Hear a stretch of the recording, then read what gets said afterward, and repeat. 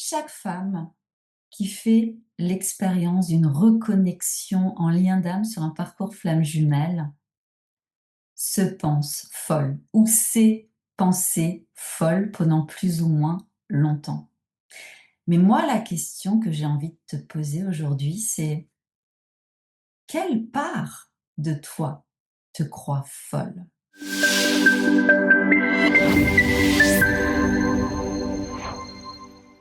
Sur ce parcours, il y a une expérience claire d'une réalité irrationnelle, surnaturelle, paranormale, quelque chose qui fait que ton mental, ta raison, ta logique, ton masculin intérieur, ton yang, a des difficultés à saisir, à faire confiance, à s'engager dans l'exploration de ce que ton cœur peut ressentir, de ce que ton corps perçoit, des sensations que tu peux avoir. Et puis, au fur et à mesure, certaines expériences de vision avec lui, certains phénomènes télépathiques, des expériences extrêmement dérangeantes, quand tu as, comme moi j'avais à l'époque, un profil extrêmement cartésienne, pragmatique, à me méfier de tout le côté spirituel, invisible, que je jugeais clairement perché, pas fiable. Alors que ce qui se passe, c'est que tu le veuilles ou pas, une expérience en relation alchimique fait que tu vas ouvrir ton incarnation à la réalisation complète de qui tu es. Et tu n'es pas juste ton mental. Tu n'es pas juste ton ego. Tu n'es pas juste cette femme construite, accomplie, leader successful qui a bâti sa vie grâce à son yang, grâce à son énergie masculine. Tu es une femme qui s'éveille sur ce parcours pour te reconnecter à la puissance de ton féminin originel. Ces perceptions que tu as, ces sensations de savoir sans pouvoir expliquer concrètement pourquoi. Le fait d'être surprise face à des synchronicités qui dépassent mais complètement ce que tu vas pouvoir tenter d'expliquer. Une synchronicité se vit, se ressent, est interprétable uniquement par toi. Tu vas penser à lui, mais au-delà de penser à lui, presque tu vas avoir cette sensation qu'il est juste à côté de toi, et puis même pas 5 minutes après, tu vas voir quelque chose qui te fait clairement l'impression que c'est lui qui t'a apporté ce signe. Ou alors tu vas le croiser par hasard, ou tu vas entendre son prénom. Le fait aussi, par moments, de voir des heures miroirs. Le fait de plus en plus d'avoir vraiment cette conviction que ta vie d'avant ne pourra plus être exactement la même parce que elle n'existe plus. Tu sens bien que tu es amené de plus en plus à accepter un avant et un après. Et tout ça, c'est extrêmement déstabilisant parce que tes repères habituels, le fait de pouvoir planifier, maîtriser, t'assurer un maximum de comment les choses vont se passer, ça ne fonctionne pas sur ce parcours. Et donc, ça peut ramener des moments de détresse, d'errance, d'impuissance, où tu te crois folle. Moi, par moments, j'avais vraiment l'impression qu'on allait débarquer chez moi pour m'enfermer dans une camisole. Tellement, l'intensité des situations paranormales avec lui me terrifiait profondément. Et là, dans cette vidéo, aujourd'hui, j'ai envie de t'amener sur le fait que ce n'est pas juste ton mental qui te juge folle. Tu es composé de 5 principaux corps. Ton corps mental, effectivement, lié à l'élément air. Ton corps physique, lié à l'élément terre. Ton corps créatif, lié à l'élément feu. Ton corps émotionnel, lié à l'élément eau. Et ton corps spirituel, lié à l'éther. La méthode que j'ai développée, le tissage des 5 corps, c'est comprendre que un parcours flamme jumelle te demande une transformation totale. Cette transformation totale, elle est en cours. Quelque part, que ton mental, ton ego le veuille ou pas, tu es dans un processus d'individuation. C'est ce que je t'expliquais la semaine dernière, dans la vidéo de la semaine dernière. Donc, toute l'idée, c'est de savoir comment t'accompagner au mieux. Et pour t'accompagner au mieux, il y a un besoin fondamental de construire ta sécurité intérieure. Pour pouvoir être dans une pleine reprise de pouvoir personnel, de pouvoir poser des actions qui dépassent tes peurs, de pouvoir t'ouvrir à certains moments où tu transmutes, où tu libères vraiment des émotions très compliquées, plus tu régules ton système nerveux, plus tu retisses tes 5 corps, plus justement tu es dans cette expérience d'incarnation de ton féminin sacré, de ton féminin originel, de pleinement qui tu es. Et donc comprendre que ton corps mental peut te juger folle parce que tu vas entendre des discours, des croyances limitantes comme moi j'avais. «Ah, et si quelqu'un me juge tellement, tellement tarée que,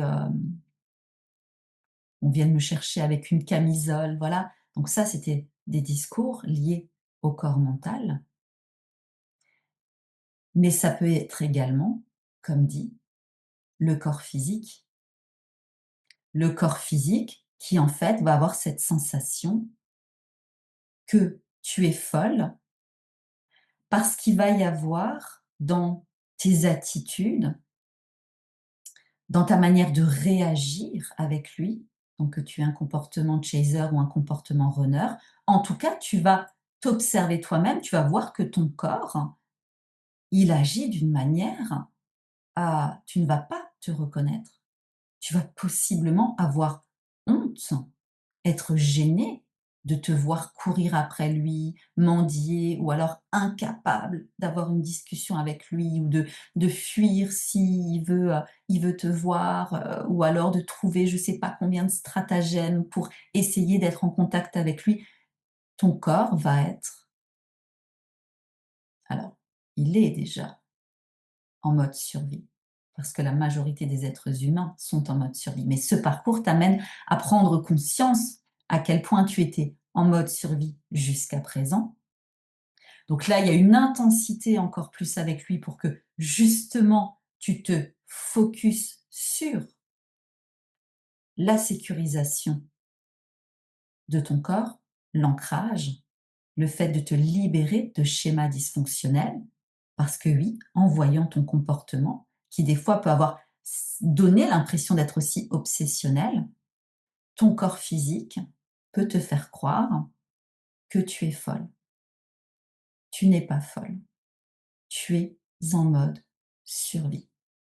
Et le corps physique, le système nerveux, il ne se parle pas, il ne se régule pas avec ton corps mental. C'est pas en disant à ton corps calme-toi, respire, tout va bien, que ça va se stabiliser. Donc déjà comprendre que chaque corps a sa propre boîte à outils pour se sécuriser, c'est pour moi l'une des bases, des priorités quand tu évolues sur ce parcours. Après, ton corps émotionnel, ça va être les peurs, la sensation de mourir, d'être arrivé au bout de ta vie, d'être dans une suffocation liée à un manque en fait de conteneur. Ça veut dire que l'expérience que tu vis avec lui, qui t'amène justement dans ces situations irrationnelles, paranormales, ça peut justement créer en fait un débordement intérieur avec des peurs, avec des émotions et avec du coup une incapacité temporaire, bien évidemment, parce que tu es souveraine, tu es une femme originelle. Si tu es sur ce parcours, évidemment que tu vas pouvoir te sécuriser, te transformer en conscience et créer ta meilleure réalité. C'est juste que cette incapacité, elle va être temporaire parce qu'au même moment, ton identité, elle est en train de changer, d'évoluer. Donc quand ton identité, elle évolue, et qu'en même temps, tu as plein d'émotions qui débordent, tu as des difficultés à utiliser ton identité du moment, parce qu'elle est, comme dit, en évolution, donc ton yang, pour contenir ton yin. Ton énergie masculine, ton sens de qui tu es, ton je suis, donc qui est lié notamment au corps créatif, parce que c'est avec ton corps créatif, avec ton identité que tu t'exprimes au quotidien, dans ta manière de parler, dans ta manière de t'habiller, dans ta manière, en fait, d'exister au monde, c'est ton corps créatif. Et donc, quand tu as des émotions qui vont dans tous les sens, si tu es déjà dans cette identité de femme qui est structurée, sécurisée dans son féminin, dans sa libération de mémoire karmique transgénérationnelle, ben, tu sais que quand tu es dans un débordement, crise de larmes, forme de colère, de rage, cette sensation de devenir hystérique, de vraiment d'être traversée par, oui, par un débordement émotionnel, ben, du coup, tu arrives à te contenir parce que tu sais que c'est un passage. Donc, tu as ta boîte à outils pour t'accompagner pendant les 2-3 heures ou un peu plus. Mais si tu es dans cette identité encore bancale où tu quittes une ancienne version de toi et tu es dans ces phases d'errance, donc c'est plus compliqué parce que là, tu te vois, tu te ressens, tu as des peurs, tu as des craintes, tu te vois pleurer, tu ne te reconnais plus. Donc, ton corps émotionnel a aussi cette sensation d'être folle. Ton corps créatif, je viens de le citer, c'est à un moment, tu ne sais plus qui tu es, tu ne sais pas où tu vas, tu n'as plus de direction, ton feu, ton énergie vitale, tu as l'impression qu'il s'éteint. Ça, en alchimie, c'est lié aussi notamment au processus de calcination. Ça veut dire qu'un parcours en relation alchimique ne vient pas, comment dire, te détruire parce que tu es une femme accomplie, qui a réussi sa vie. Absolument pas. Absolument pas. C'est que ce qui a poussé à l'extérieur n'est pas venu de ton centre créateur. Ce qui a poussé à l'extérieur dans ta vie est un agglomérat d'attentes, de désirs, de projections, de conditionnements. Voilà, c'est comme une espèce de puzzle ou de patchwork hérité donc de la grande tante ou de mémoire karmique avec lui ou de du fait d'être resté dans une entreprise depuis 20 ans et puis il y a 3 collègues quelque part qui ont une vision de la vie, tu t'es adapté à ça. C'est un patchwork. Et donc là, le but avec ce parcours, c'est de revenir profondément dans ton centre. Et ton centre, qui est lié à ton énergie vitale, donc à ton corps créatif, ben, quand il y a des phases de transition, tu quittes une ancienne version de toi, mais la nouvelle identité n'est pas tout de suite présente, la matière n'a pas forcément tout de suite suivi. Là aussi, tu peux avoir l'impression d'être folle et de ne plus savoir quoi faire de ta vie. Et puis le corps spirituel. Le corps spirituel où ben souvent il y a une dissociation, où ton corps spirituel va, du coup, si je peux dire ça comme ça, être en joie, va reconnaître cette magie de la vie. Parce qu'il y a des moments sur ce parcours où ce que tu vis euh, de lumineux, d'inexplicable, il y a un côté magique, il y a un côté fantastique, irréel. Il y a quelque chose qui fait que ça appelle ton âme, ça amène de la joie. Et c'est pas tant ton corps spirituel qui va croire que tu es folle, ça va plutôt être quelque chose d'assez éloigné, lié à ce combat de ton corps spirituel qui veut, du coup, descendre à l'intérieur de toi, se retisser avec tes 4 autres corps et en même temps, ben, tes 4 autres corps ont tendance à rejeter ce corps spirituel. Donc c'est presque le corps spirituel qui pourrait dire: «Mais ils sont fous ou quoi? Pourquoi est-ce qu'ils me veulent pas?» C'est justement en étant relié à moi que ensuite l'expérience terrestre va devenir de plus en plus fluide. Et ça demande justement, notamment, de pouvoir t'ouvrir à une forme de pratique spirituelle. Pratique spirituelle, ça t'appartient. La spiritualité, c'est la reliance de toi à toi. Donc, si tu pouvais retenir quelque chose de cette vidéo, c'est si à l'heure actuelle, tu te penses folle sur ton parcours flamme jumelle, déjà tu ne l'es pas, et surtout de pouvoir, là, les prochaines heures, les prochains jours, les prochaines semaines, pouvoir déjà commencer à observer en toi. Est-ce que tu as plutôt l'impression que c'est ton corps émotionnel, créatif, mental, physique, spirituel? Souvent, il y en a plusieurs aussi entre eux qui sont comme ça dans une forme d'alerte de «Oh, elle est folle, je suis folle». Ça, c'est revenir déjà à toi. Et ça, c'est quelque chose qu'on travaille en profondeur ce mois-ci dans le Coven Aurum Shadow, la haute école du féminin originel.